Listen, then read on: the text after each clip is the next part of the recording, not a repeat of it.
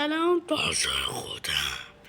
میخوایم این درس میخوایم بهتون یاد بدیم که چطوری واسه چیزایی که رو گانتون میندازین برای نفرای 1 یا 2 لیدر بورد یا مثلا تا بروکن گرفته تا 1 و 2 و 3 و 4 و 4 نفرات بازیکنان جهانی کالاف چیکار کنیم؟ اول میریم جایی که میخوایم